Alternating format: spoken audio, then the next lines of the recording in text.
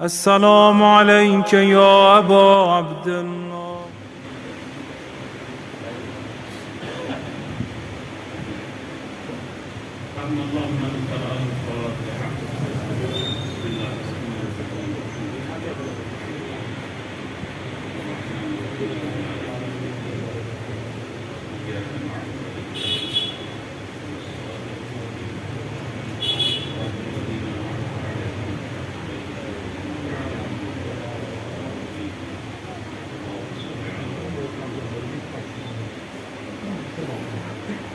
لا حول ولا قوة إلا بالله العلي العظيم.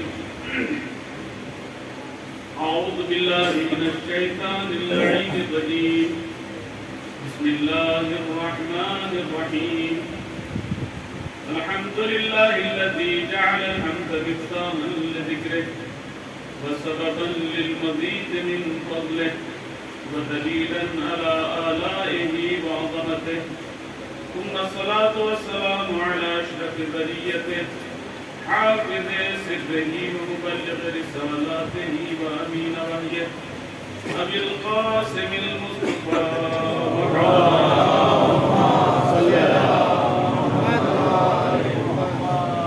وآله الطيبين الطاهرين المعصومين المظلومين سيما بقية الله في الأرضين ولعنة الله على أعدائهم أجمعين. أما بعد فقد قال الحكيم في محكم كتابه ومتقن خطابه. بسم الله الرحمن الرحيم. يا أيها الذين آمنوا كونوا أنصار الله كما قال عيسى ابن مريم من أنصاري إلى الله قال الحواريون نحن أنصار الله.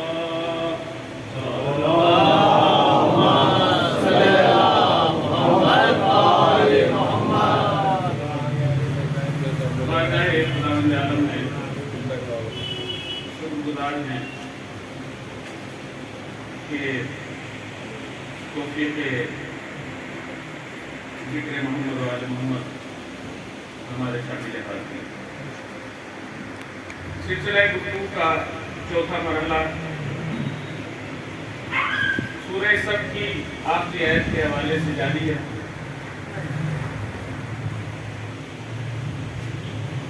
عزاداری اور نصرت امام ہمارا موضوع گفتگو ہے.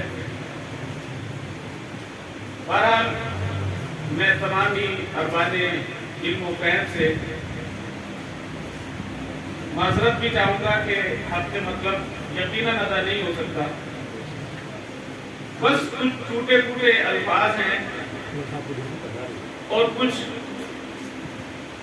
کم سے کم قرآن کی آیات کی تلاوت ہے کہ جو صاحب اعضاء کے درمیان ہم کرتے ہیں اور انہی سے ہم کسب فیض بھی کرتے ہیں کہ شاید زندگی کا کوئی گوشہ ان آیات الہی کی تلاوت کے ذریعے ہمارا منور ہو جائے.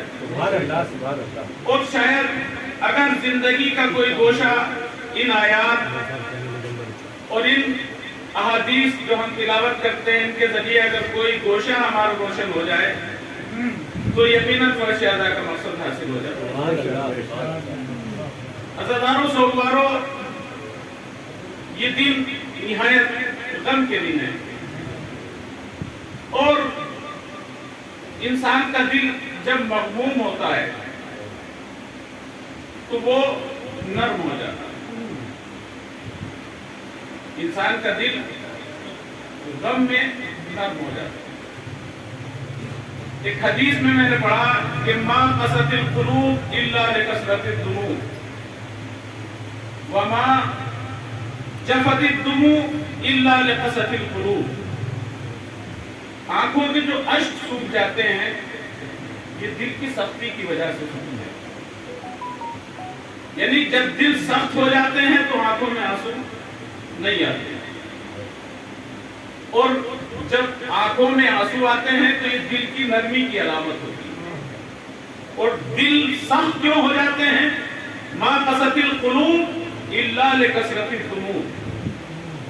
دل جو سخت ہوتے ہیں یہ گناہوں کی کثرت کی وجہ سے.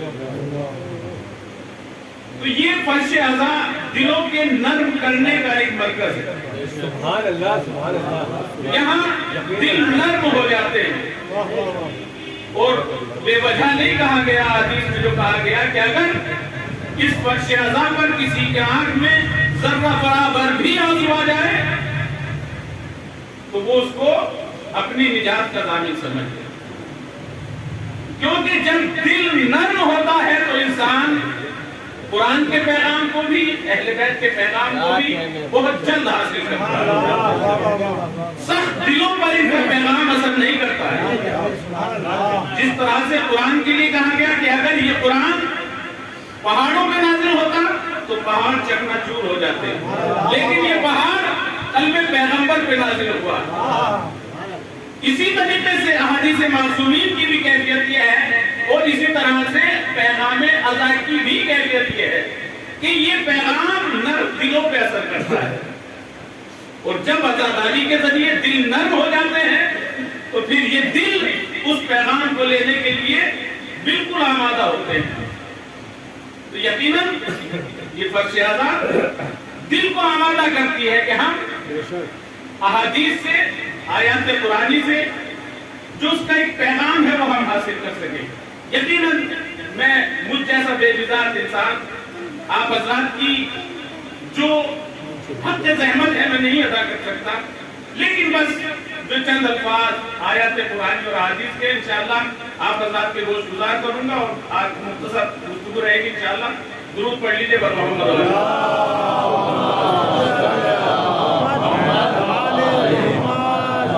ہمارا سلسلہ گفتگو اس حوالے سے ہے کہ ہم اللہ نے ہمیں یہ حکم دیا ہے کہ اے صاحبان ایمان اللہ کے مددگار بن جاؤ، انصار اللہ بن جاؤ. سورہ صف کی آیت ہے. دیکھیے صاحبان علم ہے. سورہ صف جو یہ سورہ ہے سورہ جمعہ سے پہلے والا سورہ ہے.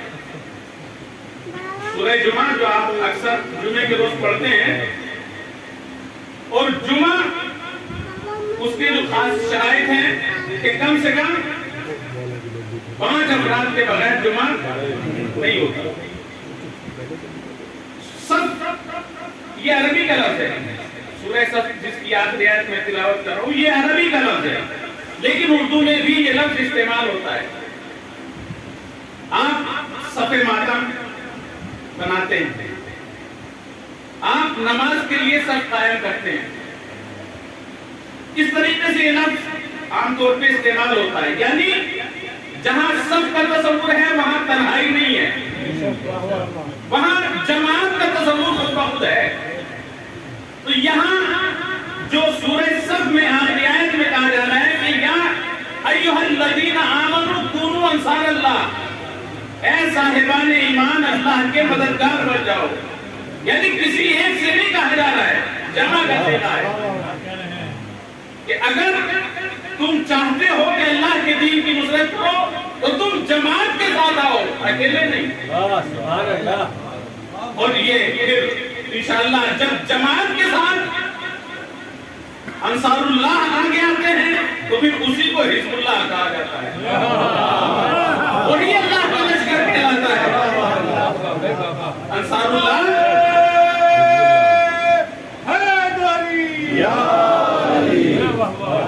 خدا نے یہ اعلان کر دیا ہے کہ ان تنصر اللہ ینصرکم.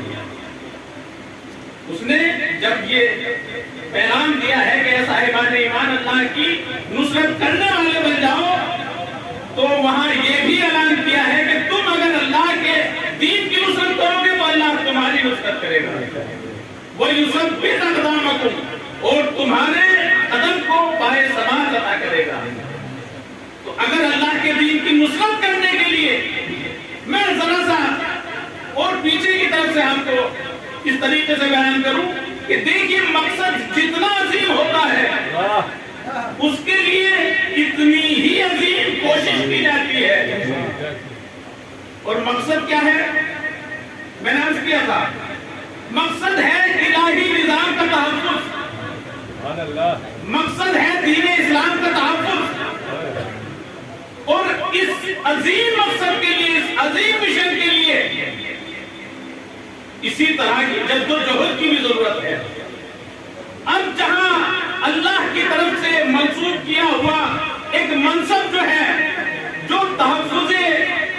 دین اسلام کے لیے ہے اس کو امامت کہا جاتا ہے، وہ امام ہوتا ہے۔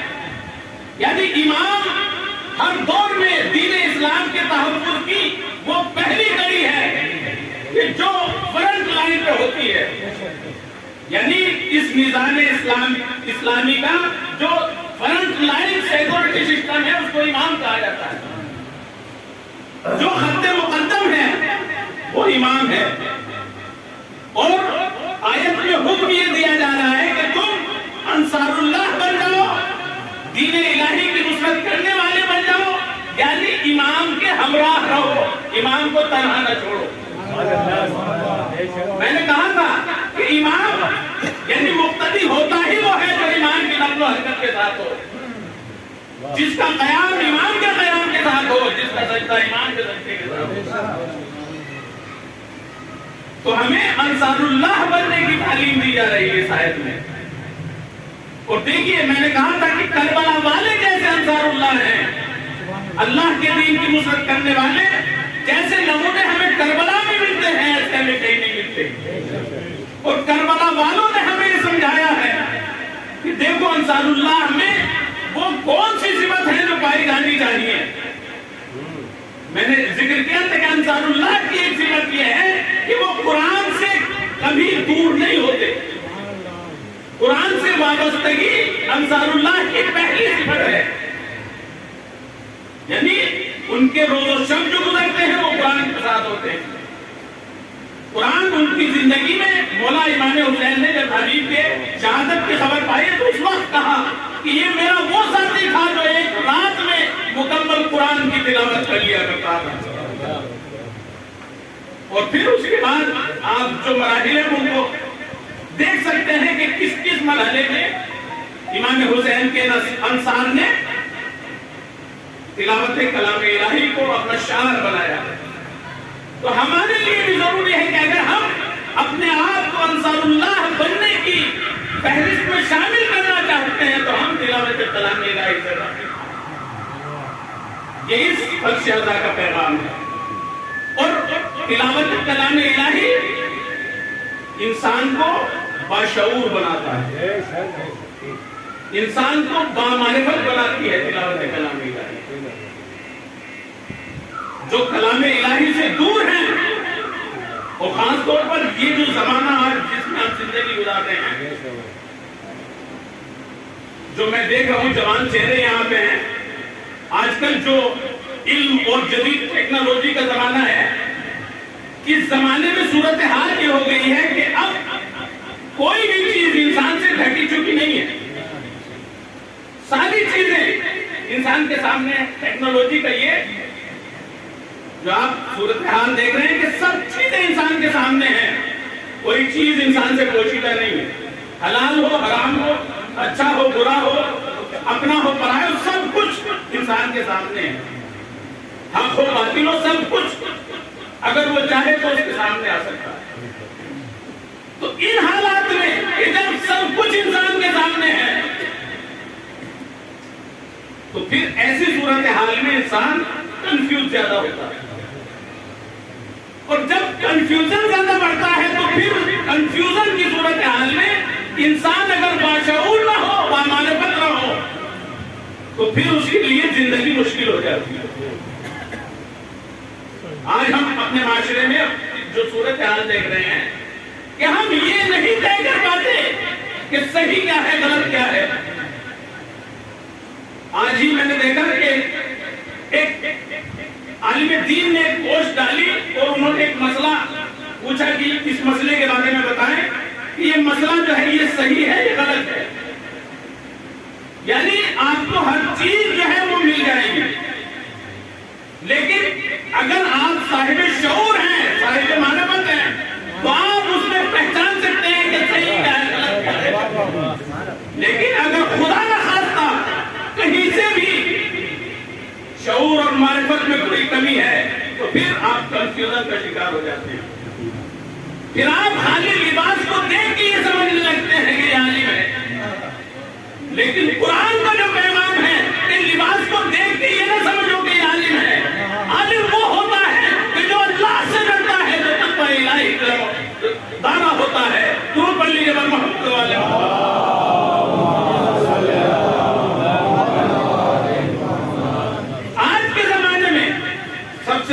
جس چیز کی ضرورت ہے وہ ہے معرفت اور شعور. شعور انسانی اس زمانے کا سب سے بڑا تقاضا. اور شعور جب تک بیدار نہیں ہو سکتا جب تک انسان قرآن سے وابستہ نہ ہو, جب تک صاحبان قرآن سے وابستہ نہ ہو. ہمارے روز و شب ہوں قرآن کے ساتھ, صاحبان قرآن کے ذکر کے ساتھ. آیت اللہ جوادی عاملی یہ فرماتے ہیں کہ قرآن جو جنگ صفین میں نیزوں پہ بلند کیا گیا, اگر امت اس قرآن کو سمجھ لیتی کہ یہ قرآن کس لیے بلند کیا گیا تو کربلا میں نو کے نیزہ پر کبھی قرآن ناطق کے سروں کو بلند نہ کیا گیا ہوگا. یہ امت بے شعور امت جنہوں نے کل صفین میں دھوکہ کھایا تھا, آج انہوں نے کربلا میں قرآن ناطق کے سروں کو نو کے نیزہ پہ چڑھنے کے لیے موقع فراہم کیا. یہ امت کی بے شعوری ہوتی ہے, یہ امت کی بے معرفتی ہوتی ہے. اور بس عزیزو یہی پیغام ہے, یہی میسج ہے کہ خاص طور پہ اس زمانے میں اگر ہم قرآن سے وابستہ نہ ہو, اگر ہم ذکر محمد و آل محمد سے وابستہ نہ ہو تو ہماری زندگی کنفیوژن کا شکار ہوتی ہے. ہم یہ طے نہیں کر پاتے کہ کیا صحیح ہے کیا غلط ہے. اگر ہم محمد و آل محمد سے وابستہ نہ ہو, اگر قرآن سے وابستہ نہ ہو تو زندگی یقیناً بہت دشوار ہے. آپ پہچانے اس مرحلے کو کہ قرآن اذا تلیت علیہم آیاتہ زادتہم ایمانا, جب اہل ایمان کے سامنے قرآن کی آیات کی تلاوت کی جاتی ہے تو ان کے ایمان میں اضافہ ہوتا ہے, ان کے دل جو ہے وہ نرم ہو جاتے ہیں. اور جو قرآن کی تلاوت کا اثر ہے وہی ذکر محمد و آل محمد کا اثر ہے. زیارت عاشورہ میں فکرے ہیں کہ اللہم احیینی حیات محمد و آل محمد, اللہم مماتنی ممات محمد و آل محمد. اے خدا ہماری زندگی ایسی زندگی ہو جو محمد و آل محمد کی زندگی ہے. اے خدا ہماری موت ایسی موت ہو جو محمد و آل محمد کی موت ہے. تو ہمیں ہماری زندگی اگر اہل بیت علیہ السلام کے ساتھ ہوگی تو یقیناً پھر ویسی زندگی ہوگی جیسے محمد و آل محمد چاہتے ہیں, کیونکہ ہم نے ان کو امام بنایا ہے, ہم نے ان کو اپنا امام مقرر کیا ہے.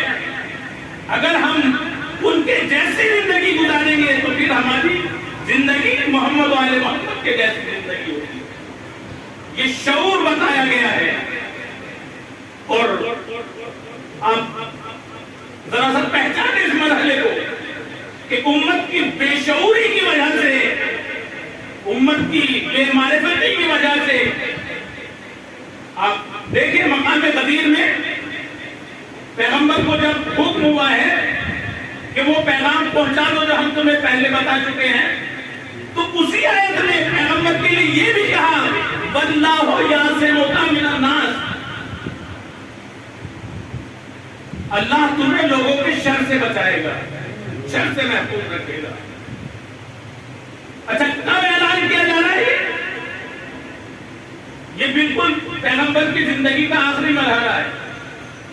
سن 10 ہجری کا واقعہ ہے قریب, اور سن 11 ہجری کے سفر کے مہینے کے آخر میں حضور اس دنیا سے چلے گئے. یہ اتنا پہلے کے واقعے میں پیغمبر سے یہ کہا جا رہا ہے کہ لوگوں کے شر سے تمہیں بچائے گا.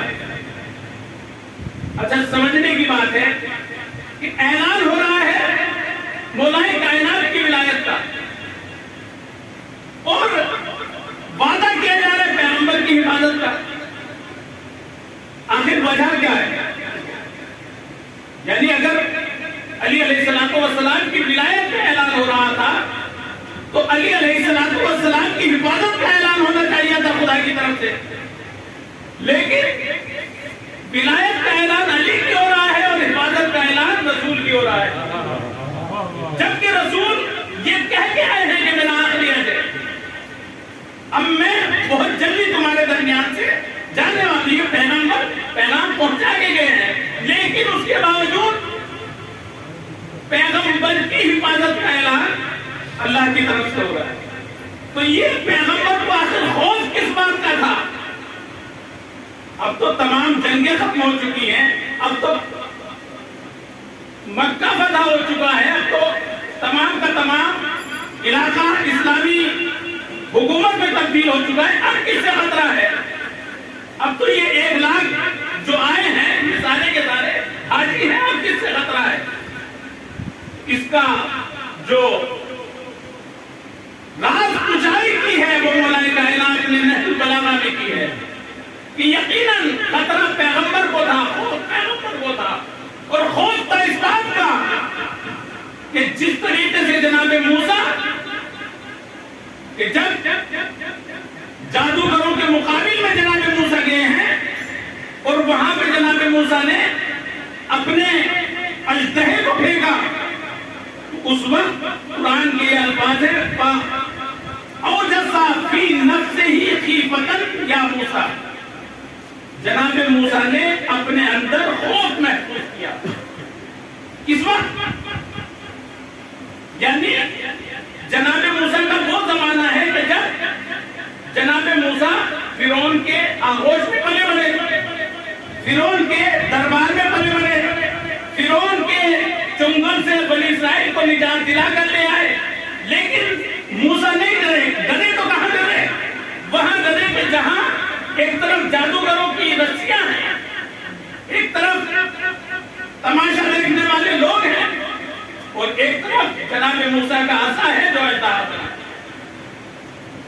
یعنی وہ کلیم اللہ، وہ اللہ کا پیغمبر جو اپنے اژدہے کو، اپنے عصے کو اژدہا بنا سکتا ہے، وہ جادوگروں کی رسیوں سے ڈر گیا. ایسا نہیں ہے جادوگروں کی رسیوں سے کلیم اللہ ڈر گئے ہوں. تو یہ موسیٰ کے نفس میں جو خوف پیدا ہوا، یہ کس چیز کا خوف پیدا ہوا؟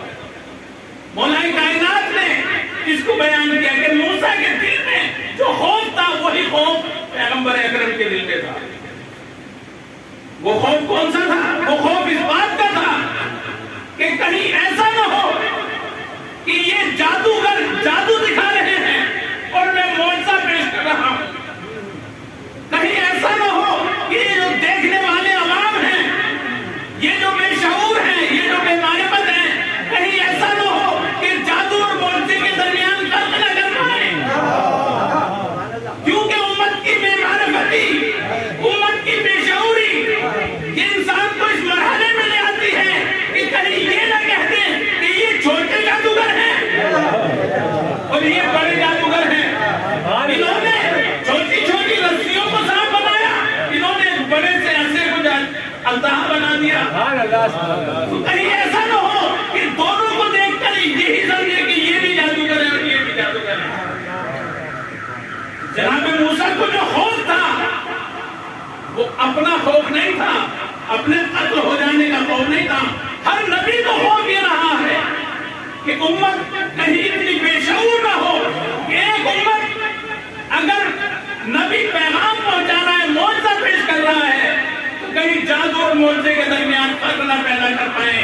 یہی خوف تھا پیغمبر اکرم کو کہ کہیں امت کی بے شعوری اتنی نہ بڑھ گئی ہو کہ ہم تو اعلان ولایت علی کریں اور امت اس کو دوستی کا اعلان بتاتی رہے. دور تو لیجیے محمد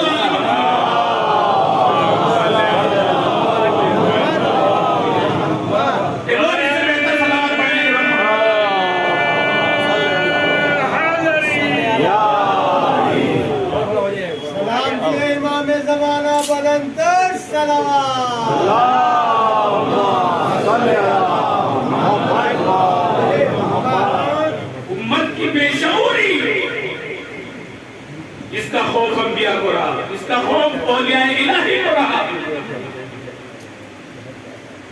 اور ضرورت ہے، وقت کا تقاضا ہے کہ ہم اگر اپنی معرفت کو بڑھانا چاہتے ہیں تو ہم ذکر محمد و آل محمد سے وابستہ رہیں، قرآن سے وابستہ رہیں. دیکھیے ہمیں جو حکم ہے کہ ہم انصار اللہ بن جائیں، ہم اللہ کے دین کی نصرت کرنے والے بنے، تو اللہ کے دین کی نصرت کرنا یہ ہر ایک کے بس کی بات نہیں ہے. ہر ایک کو یہ مقام یہ منزلت نہیں ملتی. یہ صاحبان بصیرت کا کام ہے, یہ صاحبان علم و معرفت کا کام ہے, یہ صاحبان شعور کا کام ہے اللہ کے دین کی نصرت کرنا. اللہ کے دین کی نصرت, کیونکہ جب معلوم ہی نہیں ہوگا کہ ہمیں کیا کرنا ہے, یقیناً پھر انسان کیا کرے گا. جب تک ہمیں معلوم نہیں ہوگا کہ ہمارا لائق عمل کیا ہے, ہمارا روڈ میپ کیا ہے. اچھا دیکھیے, جو اسلام نے ہمیں روڈ میپ دیا ہے, جو ہمیں ایک نقشہ راہ دیا ہے, وہ کسی سے ڈھکا چھپا نہیں, پوری دنیا جانتی ہے. روڈ میپ کیا ہے؟ میں اگر اپنے جوانوں سے, اپنے چھوٹے بھائیوں سے سوال کروں کہ اسلام نے ہمیں روڈ میپ کیا دیا ہے کہ جس پہ ہم نصرت دین الہی کے لیے اپنے آپ کو تیار کریں, وہ نقشہ راہ کیا ہے؟ تو ہے کوئی جوان جو مجھے بتائے کہ اسلام ہم سے کیا چاہتا ہے؟ قرآن کی ایک آیت نے بڑھ کے بتایا, اِنَّا أَرْسَلْنَا رُسُلَنَا بِالْبَيِّنَاتِ وَأَنزَلْنَا مَعَهُمُ الْكِتَابَ وَالْمِيزَانَ لِيَقُومَ النَّاسُ بِالْقِسْطِ. یہ آیت ہے جو اسلام کا روڈ میپ آپ کے سامنے پیش کر رہی ہے. کیا ہے کہ ہم نے انبیاء کو جو بھیجا, ہم نے کتابوں کو جو نازل کیا, ہم نے میزان کو جو نازل کیا, وہ اس لیے نازل کیا تاکہ دنیا میں نظام عدل قائم ہو. یہ ہے روڈ میپ. آپ کو انصار اللہ بننے کی تاکید کی گئی ہے نا, آپ کو نصرت دین الہی کے لیے آمادہ ہونا ہے نا. آپ پہلے روڈ میپ کو جان لیجیے کہ اللہ کا وعدہ اور اس کا ارادہ یہ ہے کہ اس پوری دنیا کو عدل و انصاف سے بھر دے, اس پوری دنیا میں نظام ظلم ختم ہو جائے, نظام عدل قائم ہو. یہ روڈ میپ ہے. اب یہ قائم کیسے ہونا ہے؟ یہ قائم ایسے ہونا ہے کہ اگر ہم پہلے دور میں دیکھیں, پیغمبر اکرم کی زندگی میں اگر ہم دیکھیں تو اس زندگی میں بھی اور اس کے بعد مولا کائنات کی 4 سالہ زندگی میں بھی ہم یہ دیکھتے ہیں کہ یہ وہ دور ہے اللہ کی حکومت کا, الہی نمائندے کی حکومت کا, کہ جس میں کسی پر کوئی ظلم ہوتا ہوا ہم نہیں دیکھتے.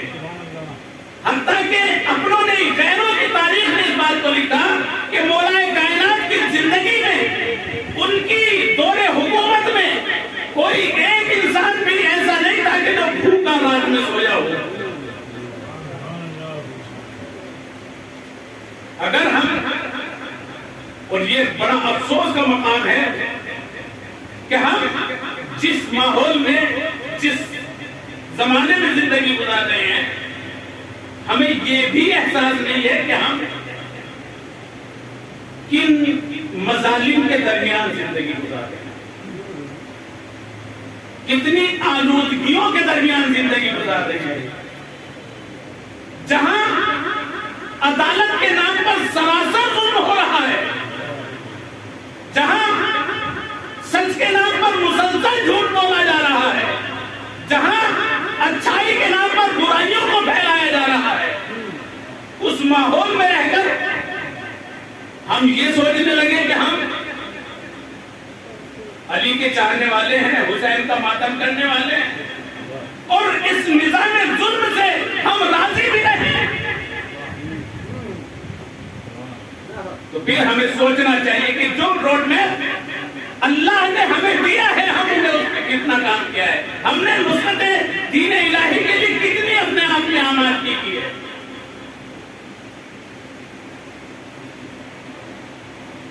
اور اگر ہمیں تیار ہونا ہے تو ہمیں طے کرنا ہوگا کہ نصرت امام زمانہ کے لیے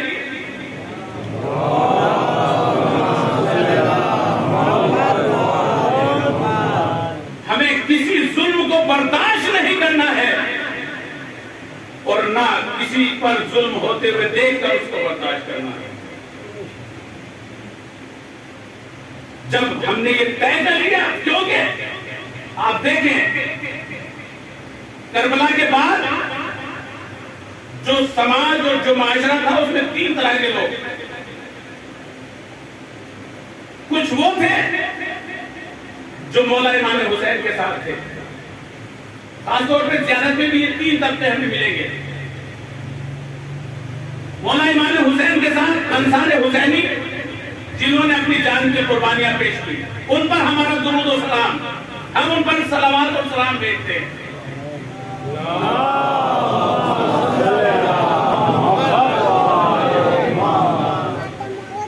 یہ فقط اور فقط 72 اصحاب تھے کہ جنہوں نے اپنی جان کی قربانی پیش کی، اور کچھ لوگ وہ تھے کہ جو مقابل میں تھے، ظالمین تھے، قاتلین تھے، جو کم سے کم 30,000 کا لشکر بتایا جاتا ہے۔ تو ایک مظلوم ہے، مقتول ہے، جن پہ درود و سلام ہے، ایک ظالم ہے اور قاتل ہے جس پہ اللہ کی لعنت ہے قیامت تک کے لیے، لیکن ایک اور طبقہ ہے، وہ طبقہ اس بے طرف اور لا تعلق لوگوں کا طبقہ ہے کہ جنہوں نے ظلم ہوتا ہوا دیکھا اور اس پر آواز احتجاج بلند ہے۔ اب ہم کم سے کم اپنے بارے میں طے کریں کہ ایک ظالم ہے، ایک مظلوم ہے، ایک لا تعلق لوگوں کا طبقہ ہے، تو اگر ہم ظالم نہیں، اگر ہم مظلوم نہیں، تو کہیں ایسا تو نہیں کہ ہم لا تعلق لوگوں والے طبقے میں ہوں۔ اور یہ بہت بڑا افسوس کا مقام ہے، نہ ہمیں ظالمین کے طبقے میں رہنا ہے، نہ ہمیں لا تعلق لوگوں کے طبقے میں رہنا ہے، بلکہ ہمیں مظلوم کے طبقے میں رہ کر مظلوموں کی حمایت کے لیے علم مظلومیت بلند کرنا ہے۔ اور یہ حسین کا پرچم مظلوم کا پرچم ہے، اور دنیا کے لیے پیغام ہے کہ آؤ اس پرچم کے نیچے آؤ۔ اگر نظام ظلم کو دور کرنا چاہتے ہو، نظام ظلم کو ختم کرنا چاہتے ہو، نظام عدل کو قائم کرنا چاہتے ہو، تو اس مضمون کے پرچم کے نیچے آ جاؤ، یہی انسانیت کی نجات ہے۔ دعا پڑھ لیجیے محمد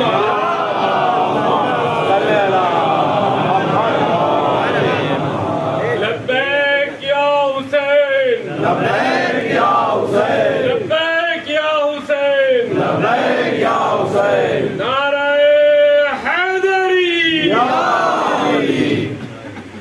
یہ حسینیت کا پرچم، یہ حق کا پرچم ہے۔ اور دیکھیے میں یہ بھی بتا دوں کہ ظالم طاقتور نہیں ہوتا، ظالم اور باطل بہت کمزور ہوتا ہے۔ ظالم اپنے تمام تر اقتدار کے باوجود، اپنی تمام تر قوتوں کے باوجود بہت کمزور ہوتا ہے۔ ظالم کی جو طاقت ہوتی ہے یہ بے تعلق لوگوں کی وجہ سے ہوتی ہے۔ اگر مظلوم کے ساتھ وہ لا تعلق طبقہ کھڑا ہو جائے تو ظالم لمحوں میں رسوا ہو سکتا ہے۔ اور یہی عزاداری کا پیغام ہے کہ آؤ، اگر ظلم کو نیست و نابود کرنا چاہتے ہو تو پرچم حق کے نیچے آ جاؤ۔ یہ عزاداری کا پیغام ہے، اس کو پہچانیے۔ اور کائنات میں، دنیا میں یہ پرچم ہمیشہ بلند ہے۔ ہو سکتا ہے بعض جوانوں کے ذہنوں میں یہ بات آئے، 130 کروڑ لوگوں کے ملک میں ہم لوگ رہتے ہیں، یہاں 200 400 500 لوگ اگر جمع ہو کے حسین کی عزاداری کر لیں گے تو کیا فرق پڑتا ہے؟ 130 کروڑ نہیں کر رہے ہیں، اگر یہ 100-200 بھی نہیں کریں گے تو کیا فرق پڑتا ہے؟ ہو سکتا ہے نا کسی ذہن میں یہ بات آئے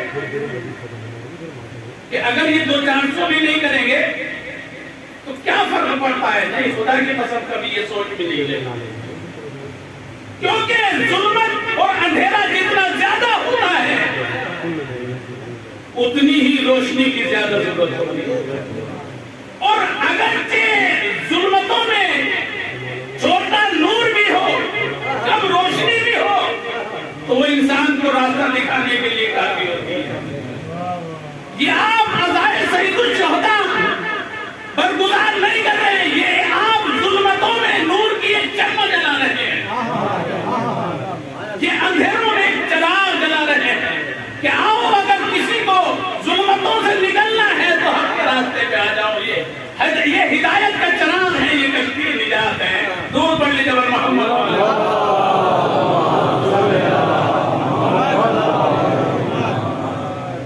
بس عزیزو، گفتگو تمام ہو گئی۔ یہ پیغام ہے عزاداری کا، کیونکہ ملتقی میں خود حسین یقیناً حق جاننے والے کے دل میں یہ جذبہ ہوتا ہے کہ خداوند عالم ہمیں وہ دن دکھائے کہ جس دن ہم حسین کے خون کا بدلہ لینے کے لیے زمانے کے امام کی نصرت میں اپنے قدم اٹھائیں۔ یقیناً اچھا، یہ تڑپ یہ بے وجہ تو نہیں ہے۔ اِنَّا لِقَتْلِ الْحُسَيْنِ حَرَارَةً فِي قُلُوبِ الْمُؤْمِنِينَ، مومنین کے دلوں میں حرارت بے وجہ نہیں ہے، یہ الہی انتظام ہے، یہ اللہ کی طرف سے ایک انتظام ہے۔ اور کیوں نہ ہو، جو ظلم اور جو مصیبتیں کربلا میں گزر گئی وہ ہم نے تاریخ عالم و عالم میں نہیں دیکھی۔ عزیزوں، میں آج ایک بات میرے ذہن کو جو پریشان کیے ہوئے تھی وہ یہ تھی کہ ہم کربلا کے مسائل میں تمام مسائل ذکر کرتے ہیں، لیکن کربلا میں ہم نے یہ دیکھا کہ تاریخ نے لکھا ہے کہ کم سے کم 40 چھوٹے بچے تھے کہ جو ابھی شعور کو نہیں پہنچے تھے۔ جو صاحبان اولاد ہیں اس بات کو سمجھ سکتے ہیں کہ اگر کوئی مصیبت اور کوئی غم کا وقت ہوتا ہے تو اس غم کو بچوں سے چھپایا جاتا ہے، بچوں کو الگ رکھا جاتا ہے کہ غم کے منظر یہ بچے نہ دیکھ پائیں۔ ایک بچہ ہے قاسم ابن حسن، 13 سال کا ہے، جس کی شہادت ہم نے پڑھی ہے، سنی ہے۔ ایک اور بھائی ہے عبداللہ ابن حسن، جو 11 سال کا بچہ ہے کربلا میں۔ مولا امام حسین نے اس بچے کی پرورش کی ہے، اور حسین یقیناً امام ہے تو اس بات کو جانتے ہیں کہ اپنے بچوں سے زیادہ یتیم بچوں کا خیال رکھا جائے۔ حسین نے اپنے بچوں سے زیادہ یتیم حسن جناب عبداللہ کا خیال رکھا، اور یہ بچہ حسین سے اتنا مانوس ہے کہ جب حسین رخصت آخر کے لیے جا رہے ہیں تو اس بچے کا ہاتھ پکڑ کر اپنی بہن زینب کے ہاتھوں میں دیا کہ بہن زینب اس بچے سے ہوشیار رہنا، کہیں ایسا نہ ہو کہ یہ بچہ مارکہ کربلا میں آ جائے۔ عزیزوں، یہ بچہ امام حسین سے اتنی زیادہ انسیت رکھتا ہے، اتنا مانوس ہے کہ جناب امام حسین نے اس بچے کا ہاتھ دے تو دیا جناب زینب کے ہاتھ میں، لیکن یہ بچہ بچل رہا ہے، یہ بچہ تڑپ رہا ہے، اور مقتل کا جو شور ہے، جو ہنگامہ مقتل میں ہو رہا ہے، اس بچے کے کانوں سے وہ آوازیں ٹکرا رہی ہیں، تو جیسے جیسے آوازیں ٹکراتی ہیں یہ بچہ اور زیادہ تڑپ رہا ہے۔ 10-11 سال کا بچہ جس نے اپنے چچا کی آغوش میں پرورش پائی، یعنی ایک زانو پر اگر حسین کے اپنے بچے ہوتے ہیں تو ایک زانو پر عبداللہ ابن حسن ہوتے ہیں۔ اس بچے نے جب یہ دیکھا کہ میرے چچا کو نرغہ اشبیہ میں گھیر لیا گیا زینب کے ہاتھ میں ہے۔ بچہ کہتا ہے پھوپھی اماں مجھے چھوڑ دو، مجھے جانے دیجیے، میرا چچا اکیلا ہے، درخائے اشیاء میں گر گیا ہے، مجھے جانے دیجیے۔ لیکن زینب نے پکڑا ہوا ہے، علی کی بیٹی ہے، شیر دل بیٹی ہے، زینب کے ہاتھ سے کسی کا چھڑا لینا معمولی نہیں ہے۔ لیکن اس بچے کے کانوں میں جیسے جیسے آواز بڑھتی جا رہی ہے، بچہ بے چین ہوتا ہے۔ ادھر تیروں کی، تلواروں کی، نیزوں کی آواز ہے، جب اس بچوں کے کانوں میں آئی، ایک مرتبہ کہتا ہے چل پھوپھی اماں مجھے جانے دیجیے۔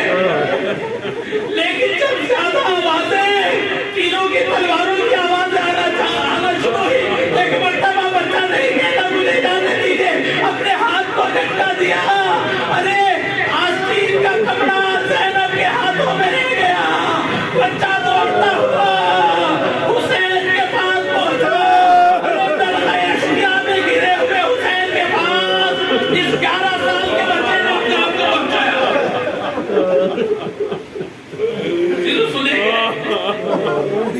جب یہ بچہ دشمنوں کے درمیان سے گزر کر اپنے چچا کے پاس پہنچا ہے تو حسین تینوں کے اوپر ہے۔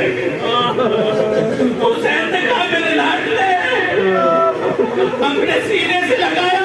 ایک مرتبہ ایک ظالم نے جیسے ہی تلوار بلند کی، ارے بچے نے دونوں ہاتھوں کو بڑھا دیا، میں اپنے چچا پر وار نہ ہونے دوں گا۔ ایک چھوٹا سا بال، دونوں بازو قلم ہو گئے، کربلا کا تیر چلا۔